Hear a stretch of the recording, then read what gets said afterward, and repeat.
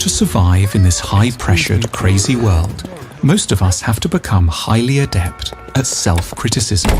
We learn how to tell ourselves off for our failures and for not working hard or smart enough. But so good are we at this that we're sometimes in danger of falling prey to an excessive version of self-criticism, what we might call self-flagellation, a rather dangerous state which just ushers in depression and underperformance. We might simply lose the will to get out of bed. For those moments, we need a corrective. We need to carve out time for an emotional state of which many of us are profoundly suspicious: self-compassion.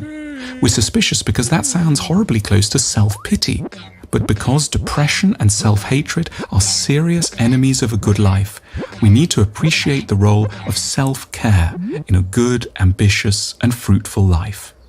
To this end, we can perform what we've called a self-compassion exercise, a structured meditation lasting 15 minutes or so. Lying in bed or perhaps a bath, turn over a sequence of thoughts that interrupt and correct the flow of your worst self-accusations. For a time, adopt an entirely kindly perspective on your setbacks. The self-compassion exercise goes like this.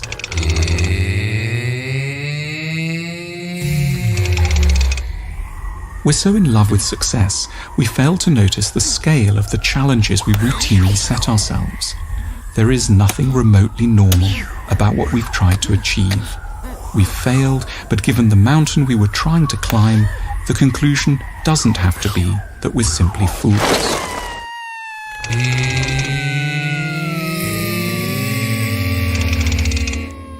We have tricky family histories, we all do.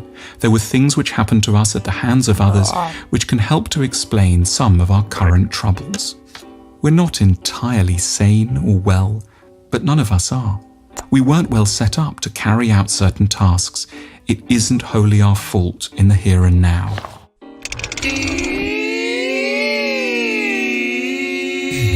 From the media, you'd think everyone was rich and famous and successful. But in reality, undramatic, quiet failure is by a huge margin the statistical norm. We shouldn't tear ourselves apart for not managing to beat what were, in truth, awesome odds.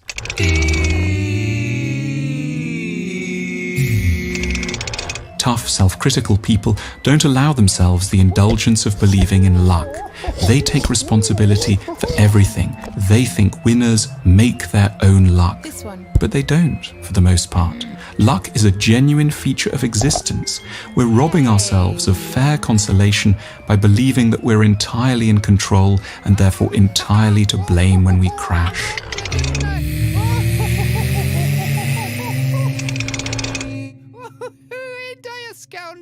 You are not only your achievements. Status and material success are one bit of you, but there are others as well. Those who loved you in childhood knew this and in their best moments helped you to feel it. Rehearse the internalized voices of all those who've been kind to you. Bathe in the memory of a love independent of achievement.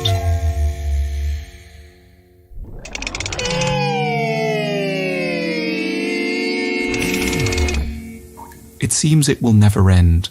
That's not the truth. It's just how a crisis feels. You need to reduce expectations to zero for a time. Take each new hour as it comes. And, without being banal, what you need most of all is some rest.